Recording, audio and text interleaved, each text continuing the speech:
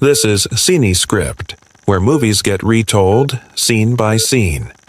In May of 1945, World War II is coming to an end. A group of American soldiers is guiding some civilians down the road when they suddenly see a Nazi car driving through the crowd. They get ready to shoot, but the driver shows a piece of white fabric to announce their surrender. To the soldiers' shock, Hitler's second-in-command Hermann comes out of the car and asks them to get his luggage. Later in Washington, D.C., Supreme Court Justice Jackson is informed that Hermann was captured alive in Austria. The original plan was to execute Hermann, but Jackson's never approved of punishing men without a proper trial, so he wants to charge all surviving Nazis with war crimes. He discusses it with his secretary, who points out that it can't be done. War criminals can't be tried outside a nation's jurisdiction because international law means that one country can't tell another country's people how to behave, and trying them in Germany is a legal limbo. However, Jackson insists they just need organization, starting by getting a judge from each of the Allied countries to form a tribunal. Meanwhile, on a train in Luxembourg, USA Army psychiatrist Douglas flirts with Lila by showing her a magic trick. When the train makes it to the station, Sergeant Howie picks Douglas up and explains he'll act as his interpreter before taking him to the Grand Hotel Mondors. They meet Colonel Andres, who shares that the hotel is actually a secret military prison holding what's left of the Nazi high command. The Allied countries are currently discussing whether they'll put these men on trial, so Douglas has been brought to keep an eye on the prisoners' mental health. Their main worry is self-deletion, since 3 prisoners have already died thanks to hidden poison capsules and they can't afford any more losses. Douglas' priority will be Hermann, who is found with a large quantity of medicine.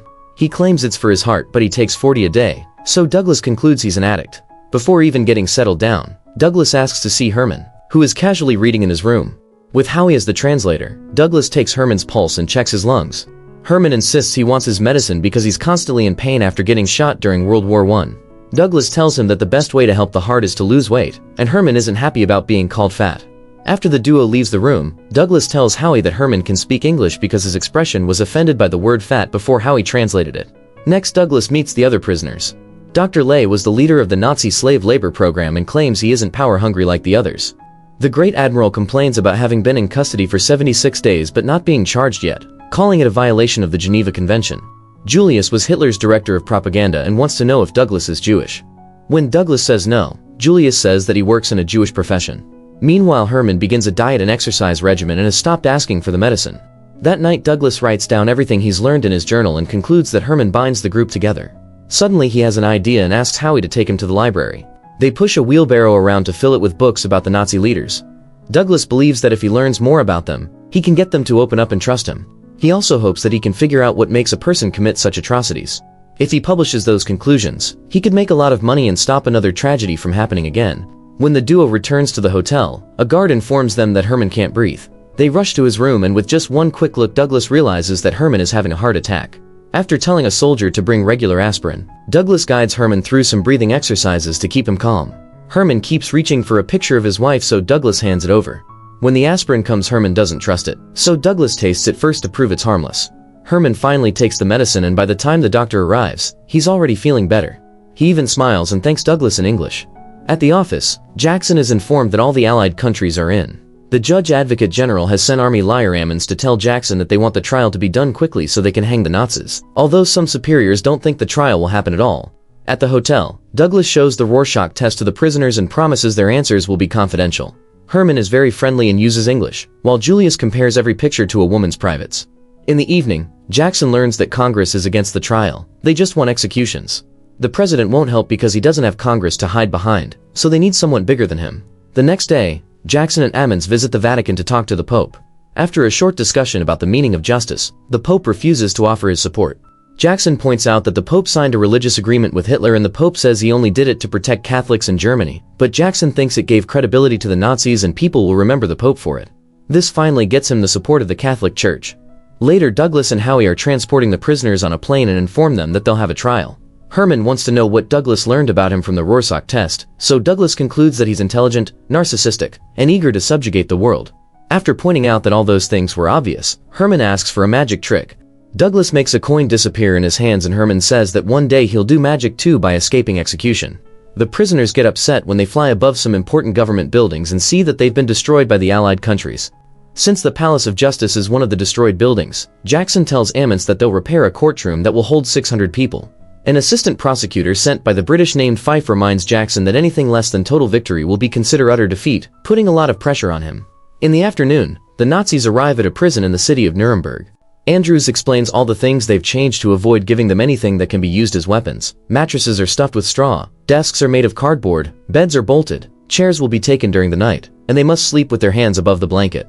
Leigh cries when he sees the small dirty cell, but Hermann admires the German work. He also tells Douglas that nobody has ever beaten him and reminds him that he surrendered, so this place is exactly where he wants to be. Douglas doesn't understand why Hermann is more confident every day and needs to find a way to get closer to him. He remembers that Hitler's deputy Rudolf is in this prison too. He even did the forbidden salute for Hermann when he arrived, which angered Andrews. During the war, Rudolf survived a plane crash and managed to talk to many important people in England, but very often he also claimed to have amnesia. This condition would come and go on a whim, so everyone suspects he faked it. Douglas asks Hermann for information to discredit Rudolf, and Hermann agrees to do it in exchange for Douglas taking some letters to his wife and daughter, who have been missing since he surrendered. Then Hermann is allowed to talk to Rudolf, who insists that he doesn't recognize him. In private, Hermann tells Douglas that Rudolf is lying. He claims to have forgotten him, but when he arrived, he saluted. Sometime later, Douglas and Howie find Hermann's wife Emmy and his daughter Etta, who is so grateful for the letters that she hugs Douglas. He feels so bad for them that he agrees to take Emmy's letter to Hermann. When the duo returns, they find the building surrounded by reporters. Andres explains they're about to charge the prisoners and word got out. First they stop at Hermann's cell and inform him of all the charges: crimes against peace and humanity, war crimes, and conspiracy. Next they read the list to Julius, who asks for a Jewish lawyer. During Leigh's turn, he freaks out because he claims he didn't kill anyone and Douglas tries to calm him down only to get punched. Guards rush to hold Leigh against the wall and he reveals he knows English as he begs them to shoot. Afterward, Douglas goes to a bar to relax and bumps into Lila, who turns out to be a reporter covering the trials. She tells Douglas to be ready for the city to become a show. When Douglas goes back, he gives Hermann the letter from his wife. Meanwhile, the media is talking about the details of the courthouse that is being repaired for the trials. A tunnel will be used to take the Nazis to the courtroom and the film lights will be so bright that people will be provided with sunglasses. Jackson is putting together his case when he's informed of a big problem. The Germans will claim that their invasion of Denmark and Norway in 1940 was a preemptive strike because the British planned to invade Norway first. Germany will have to prove this and no documents have been provided yet. However, this makes the team realize they need to know what intel Germany has so they can counter it in court. In the evening, Jackson secretly meets with Douglas to ask him to get him information from the prisoners. Douglas points out that it'd break doctor-patient confidentiality and Jackson thinks he's already doing that by writing reports. When Douglas wonders why they won't just shoot them, Jackson explains it'd make them martyrs. Later in prison, Douglas shares some cigarettes with Hermann and says they should talk about Hitler. Hermann explains that Hitler made them feel like real Germans again because he promised to bring back their former glory. He claims that he designed the camps only for work and not for death, blaming all the atrocities on others. Yet he refuses to say anything against Hitler. The next day, Douglas tells Jackson that Hermann knows how to be sympathetic and wonders how much of his story is true. Ammons gets angry because he thinks Douglas is defending Hermann and an argument ensues. Douglas clarifies that his job is to analyze Hermann, and he believes the man only cares about making Germany great.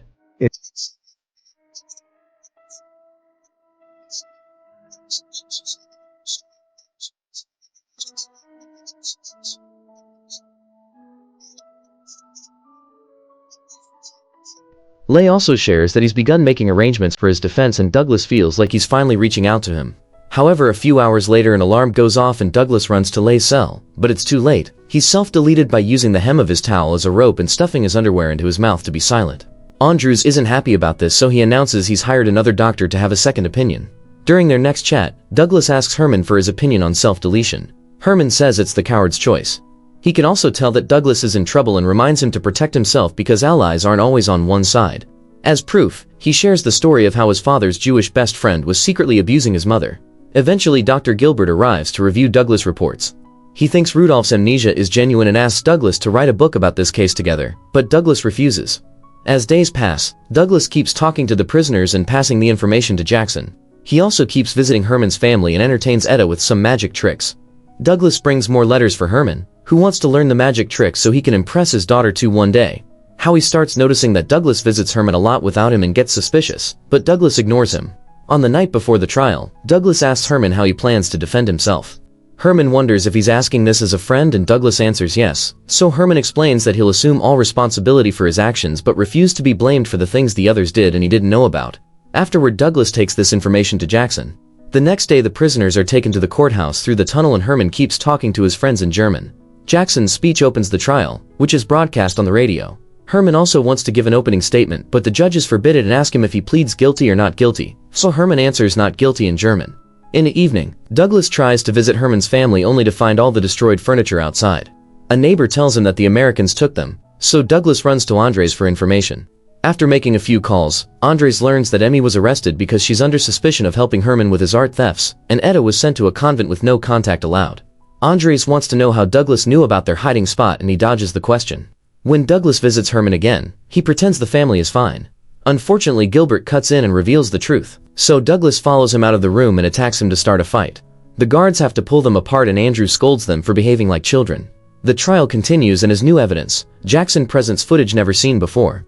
The video shows all the camps that were liberated by the Allied countries and the atrocities found there, like the huge piles of slave bodies. The survivors were suffering from starvation and tuberculosis, and only one of them had the strength to talk about the torture they were put through. Nationalities and prison numbers were tattooed on the slaves' stomachs and the ovens in the factories could burn 400 bodies per 10-hour day. Hermann refuses to watch this anymore, so he puts on headphones and sunglasses while Douglas walks away on the verge of a breakdown. When Hermann is taken back to his cell, Douglas is already waiting for him. He refuses to believe that Hermann didn't know about any of the terrible things happening in the camps, and Hermann says that the film was a fake. He also calls Douglas a hypocrite because Americans killed 150,000 Japanese people with a bomb, and Douglas snaps, screaming at him about the difference between war casualties and genocide. They argue for a while and Douglas leaves after pointing out that Hermann's choices have cost him his family. Later, Douglas goes to the bar to get drunk. Lila finds him and takes advantage of his state to make him talk about his job. The next day, an article about Douglas' conversations with Hermann appears in the newspaper, so a furious Andres fires him. Before Douglas leaves, Andres tells him that he's managed to free Emmy and Etta. At the train station, Douglas finds a very frustrated Howie, who reveals he was born in Germany to Jewish parents. With the limited money they had, Howie and his sister escaped the country while their parents were killed by the Nazis. Howie cries as he asks Douglas to do something that can guarantee them a victory against Hermann, but Douglas says he's just a shrink. Before leaving, Howie says that the Holocaust happened because nobody cared until it was too late. Moments later, Douglas bursts into Jackson's office and announces that the trial is a trap. Hermann surrendered because he wants to be on the stand so he can redeem Hitler in front of the entire world. Douglas thinks Jackson can't beat him like this, so he gives him his notebook with all the off-the-book conversations and private files and says the trick is to use Hermann's vanity against him. The next day, Douglas stays in Germany to watch the trial as a civilian. Hermann is called to the stand and poses for the pictures like a hero. Jackson starts asking questions and is predicted. Hermann says he established the camps as working areas to protect his country, but he didn't know what the soldiers were doing there. There is also a document that Hermann signed called the Final Solution, which called for the extermination of the Jewish population. However, Hermann says it was a mistranslation and he signed for Jews to be kicked out of Germany, not killed. Jackson starts losing his patience and snaps, causing the judges to scold him. Finding himself defeated, Jackson has to step away. Thankfully, Fife takes over and points out that during all the years of the war, Hermann never lost his position as second-in-command, so he wants to know if Hermann is still loyal to his leader. Hermann admits he is and even says Heil Hitler, making him lose all credibility. Andrews, Jackson, Howie, and Fife thank Douglas for the information that helped them achieve this. Afterward, Douglas visits Hermann in his cell. He admits he broke confidentiality to help the prosecutors and says his final goodbye. The next day, Douglas finally leaves Germany while the prisoners receive their sentence. Hermann and all the other Nazis are sentenced to death by hanging. The execution will happen at midnight, but prisoners won't be told until 11 p.m. and if they ask for a sleep aid, they'll receive a placebo instead. While Andrews briefs 2 reporters from each Allied country, Hermann uses Douglas' magic trick to reveal he's been hiding a poison capsule all along. The alarm goes off in the prison and by the time Andrews finds Hermann, he's already dead. Meanwhile, Julius is having a breakdown, so Howie calms him down and helps him get dressed before taking him to the execution room. Julius yells a few things in German to pretend he's brave, but he ends up crying before he's finally hanged and waits his pants as he dies. One by one, all the prisoners are killed that night. Afterward, Douglas writes a book about his experience, but it's not very successful because he wants to warn the world that people like the Nazis are hidden everywhere, even in the USA. Whenever he's in an interview, he freaks out because reporters won't take his warnings seriously. He becomes an alcoholic and ends up self-deleting with the same poison Hermann used. Howie leaves the army and lives happily with his sister in America. Jackson returns to the Supreme Court and his case becomes the basis for all modern war crimes prosecutions. Make sure to subscribe and turn on notifications so you can watch more videos like this. Thanks for watching.